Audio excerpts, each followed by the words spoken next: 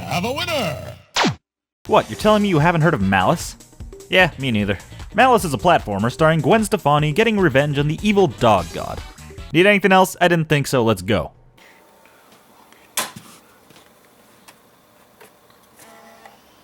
We begin our story with Malice being chased down a hallway, and oh god, something must have been lost in translation here. This isn't just a weak console not being able to render a character model with as much detail as they wanted. For God's sake, Final Fantasy X was on this system.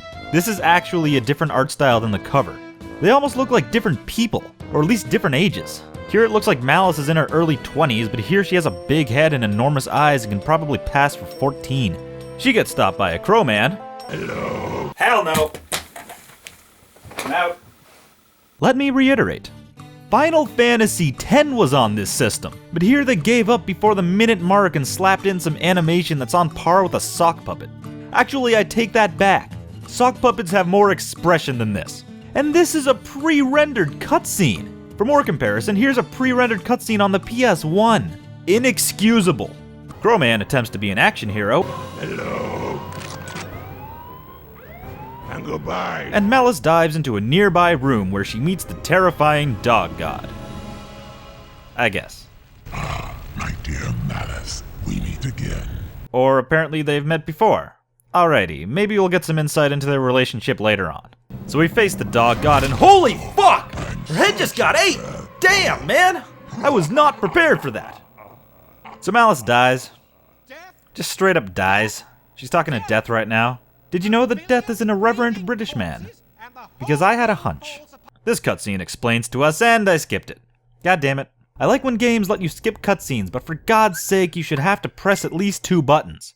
We then arrive here and talk to the Metal Guardian. Ah, Malice, you are alive once more. You're observant. I like that in a metal dude. I like that in a metal dude. Gwen Stefani. I'm already uncomfortable. So who here has questions? Are they along the lines of, who the hell is Malice? What the hell is this thing? Where the hell are we? Did she really just straight up die? How did she get from hell to here? What the hell is this thing? Well, I'll answer as much as I can based on what I pieced together from my playthrough. Malice was trying to stop the evil dog god of fire from destroying the universe when she got ate. She got sent to hell, which annoyed Death, and she was sent to the orrery where the Metal Guardian, keeper of the universe, resides. He allows her to teleport across the universe in order to grab keys which will allow him to locate Dog God for a rematch. Oh, and Malice is a god. Why did I leave that out until now? Probably because it doesn't matter and makes no sense. How was a god killed immediately and sent to hell? Because none of the writers cared. What are her powers? Nothing. Why does she look like a stereotypical teenager? Because relatable, I guess? Having Malice just be a regular human who was given a job by Death would actually make more sense. Okay, so it's rematch time. Get the phone book, let's look him up. He'll be under D, or maybe G. Wait, was that a joke? I mean, the script might not be much to work with, but if you're delivering a joke, you at least have to try to deliver a joke. Whatever, who cares? Asshole stole some keys, now we have to go to 8 worlds to get 8 keys, which unlocks the final boss. Because we haven't seen this setup before. Do your stuff, Rusty. I'm pumped. Well, you sure don't sound like it! After what felt like an eternity, but was actually less than 2 minutes, we gain control over Malice, and not only does the character have Luigi physics, but so does the camera. After you let go of either stick, they still both move for a bit. I can deal with that, but what's harder to deal with is the jumping, which defies all known conventions of gravity. I thought I'd put this behind me in Dragon's Lair. And where the hell are we? I just want to mention that the hub world of this game is a teleporter, the place to deposit keys, and then a giant spinning disc which serves no purpose. Why couldn't these be placed next to each other? It just leads to a lot of pointless running between missions. The entire tutorial involves jumping on platforms with obvious footmarks that any toddler could figure out, and we're rewarded with a key? Wait a minute, that was chapter 1? That was 2 minutes long. We have already beaten the first of 8 worlds. Whoa! I guess you nailed that on your first take, huh? So what exactly do these keys do? Each key unlocks a section of my machineries. These will allow me to locate each of Dog God's minions. The last key may even lead us to him. Lazy writing, got it. He rewards us with our first weapon. Behold the Mace of Clubs. Bashalicious. Ugh. and sends us out to meet the Siren Tree after some more painfully bad acting. You said minions had the keys. Minions sound kinda small and cuddly. The Siren Tree is...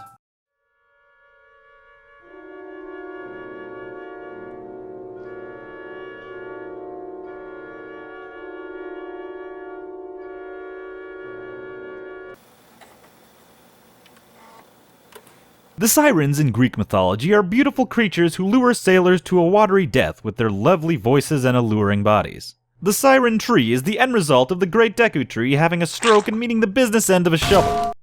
Oh, what a cute little monkey. Hey, watch it, Woody. I'm a goddess. Really? I'm sorry. You fleshy things all look alike to me. Dude, that's so racist. What are you the goddess of? Big sneakers? You know what? He brings up a really good point. What is she the goddess of? She has no powers and just looks like a regular teenager. What is her role in this world? Was she really the only god that could have stopped this dog thing from doing... something? Seriously, her being a goddess adds nothing to the story. In fact, it detracts from it. We're 15 minutes in and the plot is already broke beyond repair. So the tree asks us to kill some... butt-lung tongues, I can't believe I just said that, and we finally experience combat. It sucks, moving on. I can see you're a girl who knows her way around a big club. Oh my. So while I want to just say that's what she said and go to the next part, I really want to talk about this. This isn't just an accidental double entendre, this is intentional. I guess it could be seen as Animaniacs without any of the charm, but now I'm really wondering just how old the target audience was for Malice. But moreover, I want to question how old Malice is. Does she look 18? I didn't think so. So I really don't want to hear about her club handling skills. He gives us the ability to glide and then asks us to climb into his mouth to the joy of a creepily high percentage of DeviantArt. In here is the first boss of the game, guarding the second key. How do I know that? Because the metal dude feels the need to tell me. Whatever it is, it holds the second key. And just in case I missed it, I can just look in my journal to double check. Well, let's give it a shot. Its tail is its weak spot. Use the club. Alright. Obvious weak points are annoying, but to just point them out is insulting. Let's just beat it up. I say, you really know how to bash a fungus, my dear. Why does everything in this game sound dirty? Whatever. We get the first key. Whoa! This is never going to get old. Yeah, did you see me with that fungus guy? I was like, eat my club, dude. And he was like, I'm so gonna kill you with mushrooms. And I was like, whatever. Do I really need to comment on this? Just as an aside, I wanted to point out that Malice was designed with a protruding butt and a fucking tramp stamp. How old is she? So he tells us to go meet up with a witch. We run all the way across this pointlessly large platform again, get used to it, and teleport back to the same fucking area. What? Did they run out of levels after the first level? If this tree has alternate paths to take, then why wasn't this the hub? This is Trip 3, otherwise known as She's Hot and She's Fly. I knew this day would come. So we start the next mission to kill all of the crows in the area, and I've already noticed a pattern here. Just about every level you go to, they start you off with kill this amount of enemies or collect this amount of items. It comes across as so lazy and really hammers home the obvious fact that this game wasn't finished. And now that we have some more dangerous enemies to fight, I might as well talk about attacking a little bit more. Ladies and gentlemen, I present to you the impenetrable wall of well-designed combat.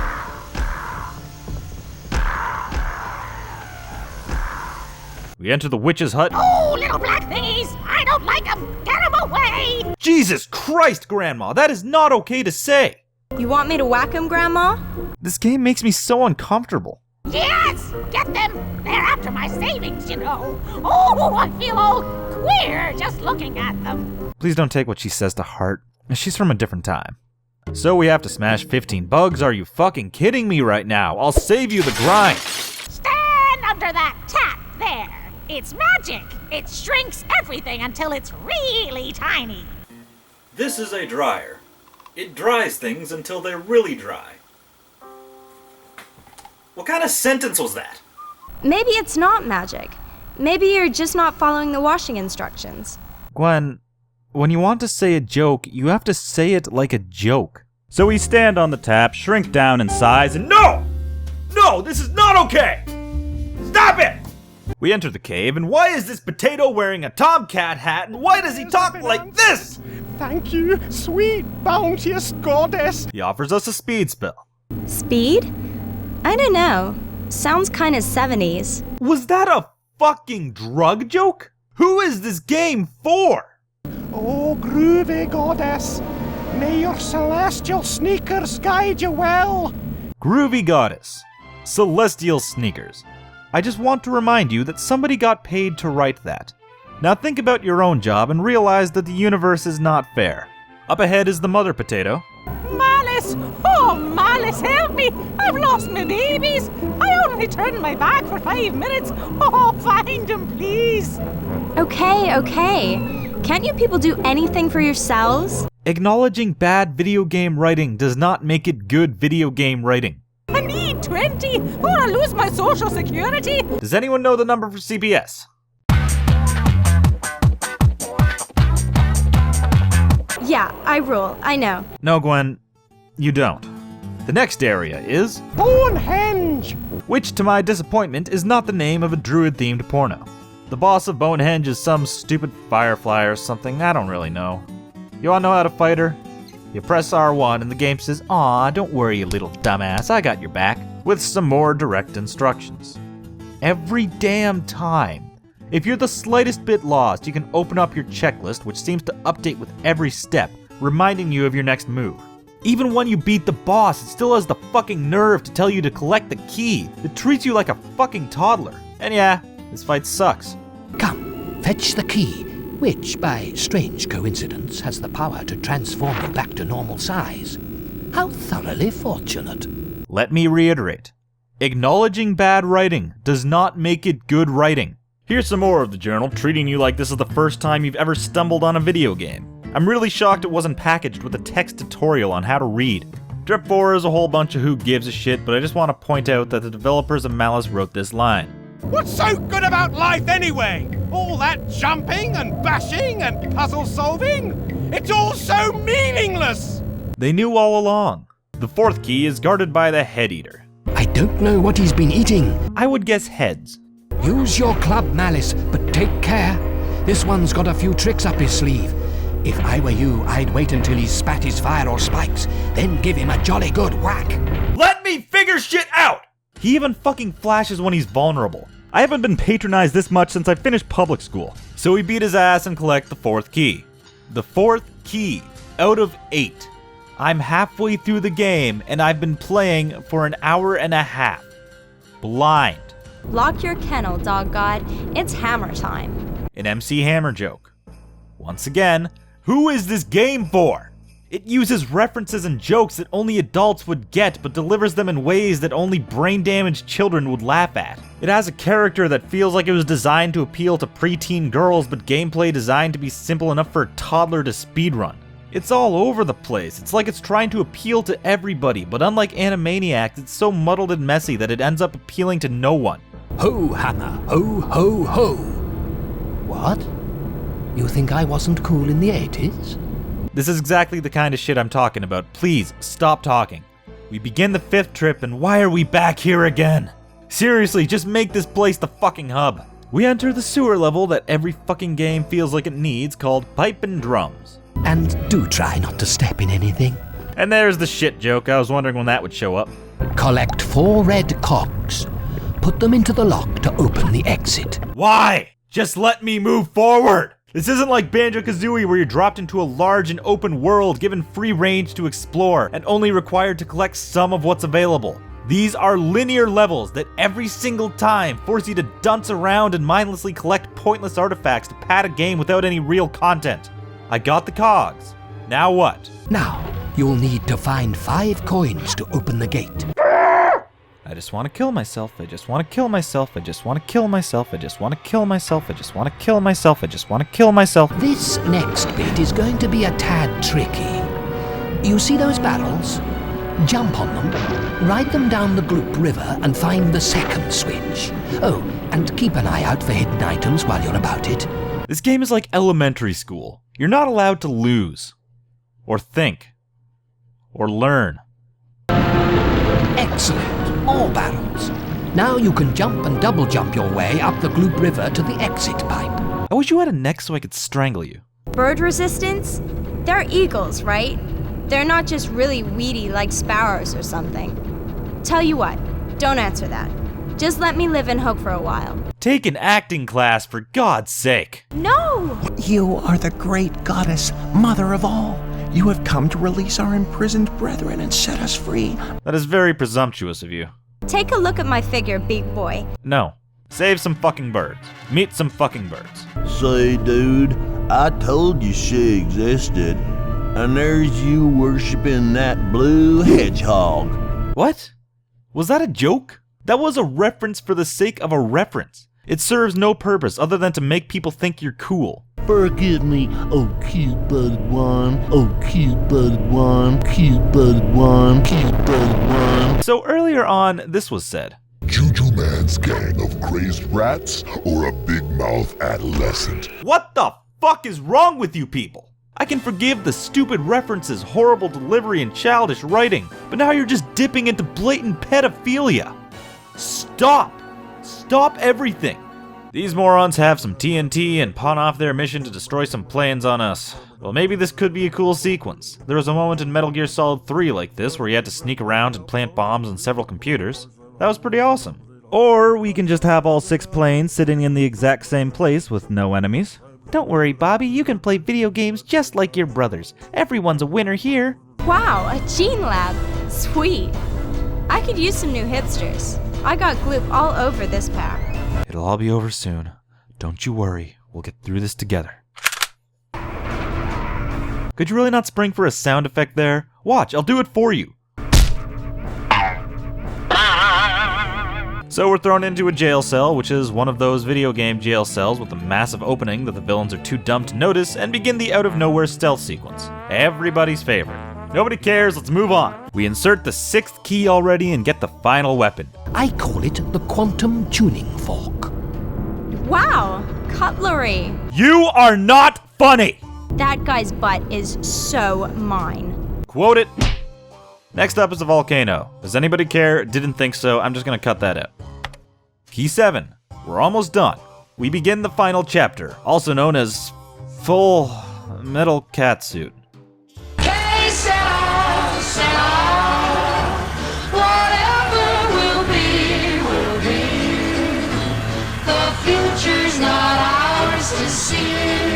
And we're back in the fucking sewer. Was your game so tiny that you had to retread the same levels this many times? Come on, hide them. She'll be here any minute.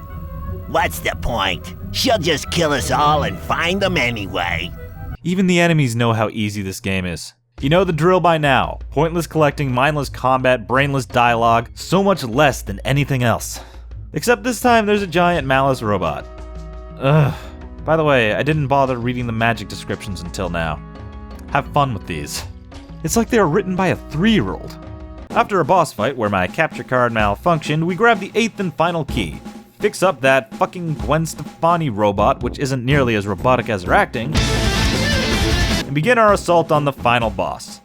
Ultimate power feels so good. Just what I need. A doggone heat. Just don't mess on my leg, Fido. These are my best jeans. That was a cum joke, people. Try me again then, Bonzo. I'm a fun-sized packet of bad, and I'm taking you to the pound. Somebody wrote this line and received money. Alright, giant robot versus evil god. Let's do this. Why? Did you seriously just give us a giant robot suit and then make us fight something so much larger that we still look the same size? There is not a single gameplay difference here, which means that the robot was 100% fucking pointless. Just make it a regular fight and save the teasing. Want to know how you fight this boss? You dodge his attacks and hit him when he's weak. Just like all the others. No puzzle to figure out, no strategy to employ, no brain to kick into motion. It's not even remotely challenging to make this boss style forgivable like it is in Donkey Kong. It's just mindless. I now present every villain death cliche known to man. No! You cannot kill me! I am immortal! I am...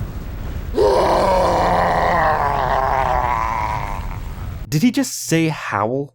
Malice rockets away, does some green shit, and the world Lion Kings itself back together. I suppose I missed the memo that the world was like this. And we end our adventure on a horrible one-liner. Don't call me Mother, just call me Malice. The end. Wait, was that actually it?